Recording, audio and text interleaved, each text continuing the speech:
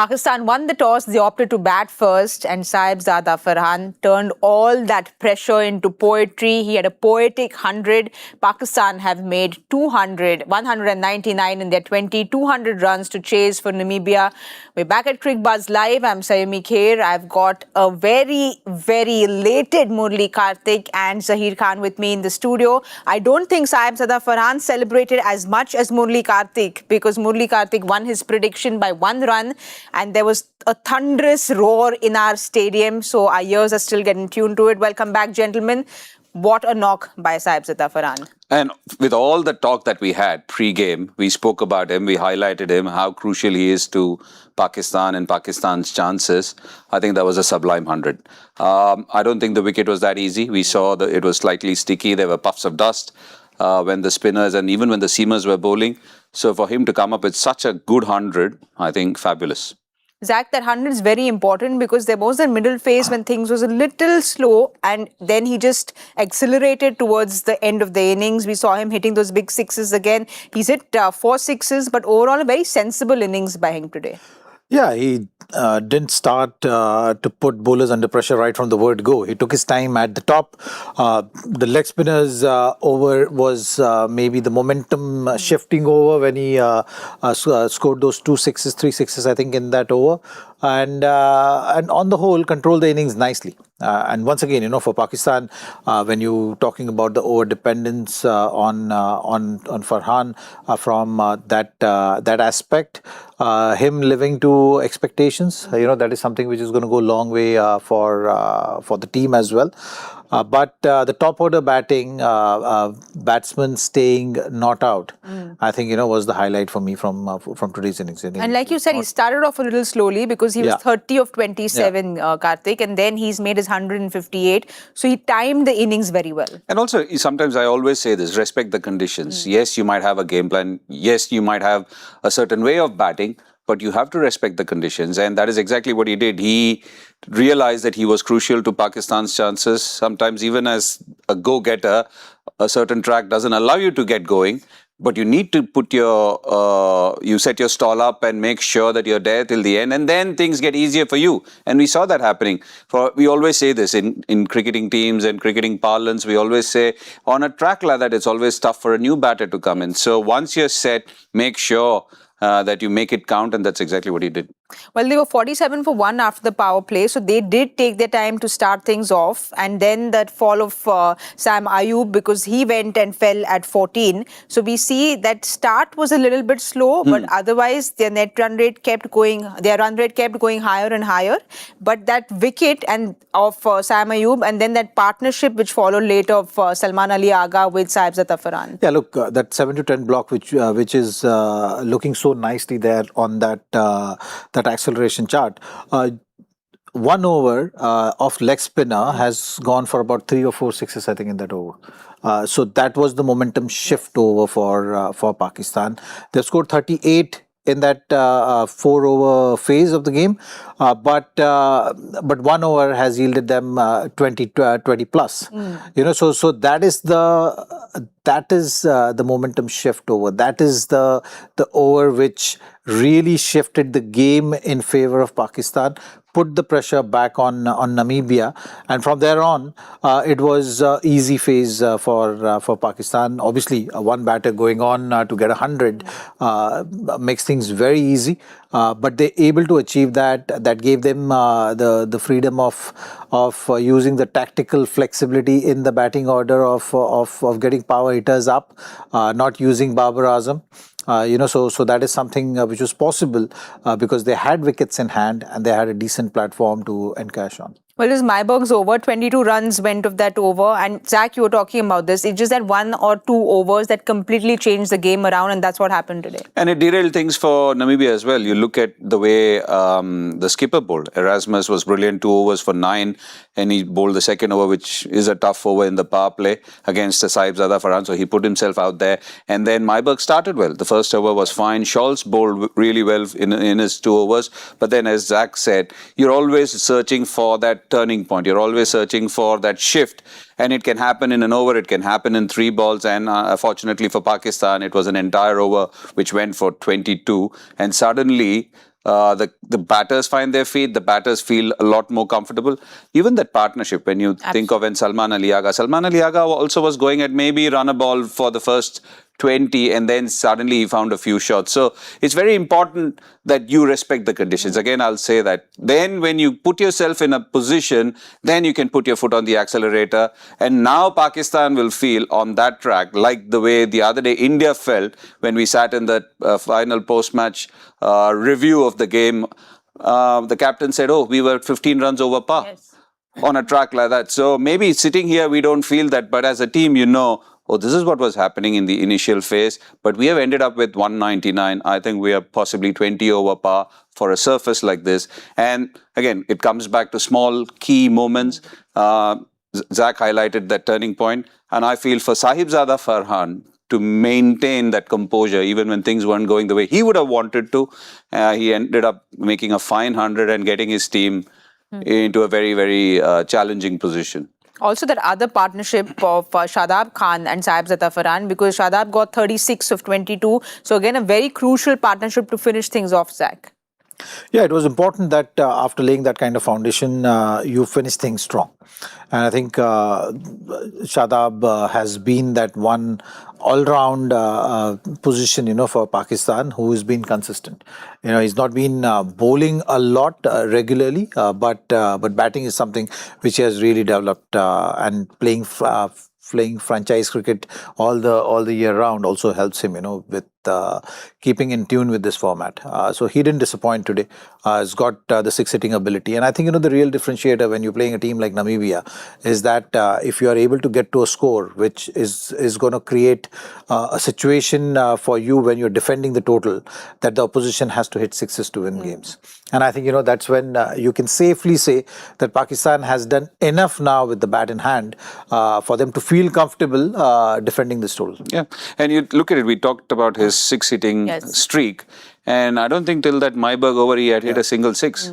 So that tells you a story again about how the conditions were, and I think Pakistan will be pretty chuffed with where they have reached. Like you all said, very sensible batting. When we have a look at that batting card, of course, that 100 stands tall, but then there was Salman Ali Aga's 38, and then Shadab's 36 of 22 as well. Nafe went for that big hit. He got out on 5. But the big question here, Kartik, is there is that one name that was not sent into bat. That's Babar Azam. And that's saying a lot from the team management. That's saying a lot about the situation that they're in right now, because Babar Azam was their key player and he hasn't come out to bat. Yeah, and I think sometimes it's respecting the conditions again in a certain way, that this is what you want to achieve, and they were in a commanding position. They, as Zach mentioned before, they sent those power hitters realizing the position they were in and what they needed out of it, rather than sending somebody who could possibly end up playing a sheet anchor role. When we talk about players in the modern day format, obviously his name comes up first when you talk about the other two formats, but is Babar Azam a gun batter in T20? Maybe not. Maybe the need of the hour is for players to go and really capitalize on the launch pad that has been given to them, and that's one of the reasons why he was not sent up the order. And it may be times to come, that'll be the way things go. Well, Zach, if Pakistan to go ahead and win this, they will be playing New Zealand in their first game. What does that mean? Where does Babar Azam stand, or we're reading too much into it? I think today's batting order position was purely a tactical call, is what I feel. I think how Pakistan team will be looking at Babar Azam is that when you lose 2 early wickets, is he the man who is going to take the team to the total from where they can fight? Is he the man who is going to, if you're chasing down the total, if you lose 2 early wickets, who is going to secure the game for them? He's able to do that, then that's where the team is sitting pretty. And I think that's how sort of communication must have been done with him as well. You look at the playing 11, clearly it gives you that evidence that, okay, tactically they're looking to set the game up this way. Wherein Babar Azam is batting at number 4, who is going to be that one anchor, or his experience can come handy in absorbing pressure, handling the situation at that stage. Today was a day where you had someone at the top order going strong. So you wanted to create and give your team enough opportunity of getting to a total which is going to be in excess of par. And I think Pakistan managed to achieve that. So going in the Super 8s, if they winning this game and qualifying, then they'll look at the similar kind of approach. But their success will be purely as far as batting is concerned, because this team, there's always concern about batting right Yes. now. As far as batting is concerned, Sahibzada Farhan is going to be that one man who everyone will be talking about if you are preparing against them, and who Pakistan also will be looking at having a good day from him, so that the team has a chance of making the impact in the game.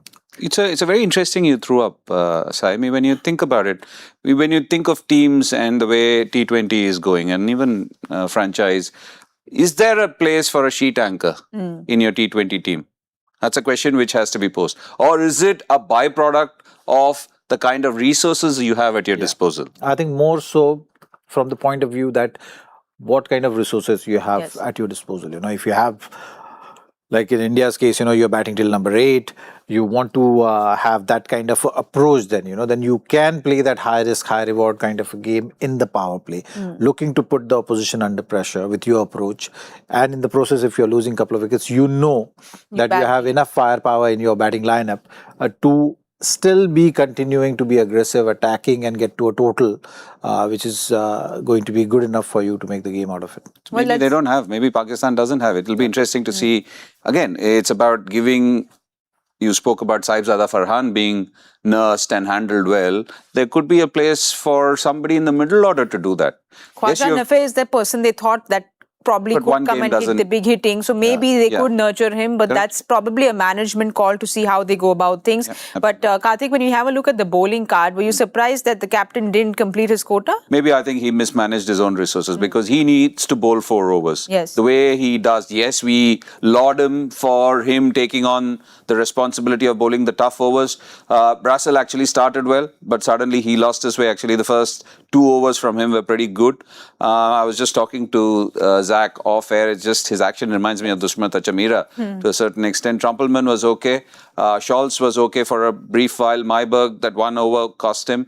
But yeah, they were pretty good. But Erasmus has to bowl 4. You have to figure out a way where you have to complete your quota of 4 overs. All right, the players are out on the ground, but I have to update you all with some very serious information that I have to give you all here at Cricbuzz Live. Just before we went on air, there was something that happened in the studio, and I want to request Murali Kartik, if you could recreate the moment for chance. us. No. Why? Because that is a natural reaction. We should have recorded. we should have I'm pretty sure they would have what happened. recorded it. I'm pretty sure they would have recorded it back room. The production people are very, very smart and nifty with those kind of things. I've not seen anyone take this prediction. They will throw it up at a time when you least expect it. So, Well, for all those of you, what we're talking about is a prediction game. Just one ball before the prediction game. To give a recap, Murali Kartik said, "Oh, this prediction game doesn't matter to me Anymore. And then after that, there was a thunderous yay! thanks for recreating. No, but I told you. There was a caveat there. I did a 6 on 10. There was a caveat there. I said if I lose, there won't be. But that was a, touch and go. You've seen how many times I've lost from similar positions or better positions. Last ball. So many a slip between a cup and the lip. I thought that was going to happen again. This time it didn't happen and hence I erupted. Zach, I don't know if he's ever celebrated so much with a 5-wicket haul in cricket, but this clearly means a lot to him. So Because those days are done. The prediction game never used to excite me so much, but now I think from now on in, all the viewers just keep in mind. I am in the every time Karthik is going to lose, you're going to see one happy face. That's going to be me. No, you already did that. I'm not concerned about whether I'm going to win or not. What did he but say? I think, I want you to lose. That's going to give me a lot of In my pleasure. demise, he feels happy. Yeah. See, we take this very seriously, but we have to go and watch a serious cricket match. So you've won. I again decide who goes first. Yes. Because I won. I want you to go first to decide. Pick the score. I will go with 44. Okay. Zach. I'm going to go in with 48. I'm going 38. Kartik has stuck close. That's his strategy. No, not struck close. I'm much before you. We will wait and watch, and we will try and record a reaction in case he wins, because I can tell you it's totally worth it. Thank you, Zach. It's Thank a you, double Kartik. header, so Yes. you got to predict 4 times, right? Yeah, there's a big chance of us going down. Yes. I put him under pressure now, right away. Let's see if At least I'll get 25% today. 1 out of 4. we'll see if Kartik shines under pressure. There's lots for us to play here. Zach, Kartik, thank you very much. We'll be back at the 10 over point at the Cricbuzz com box. We'll see you all there.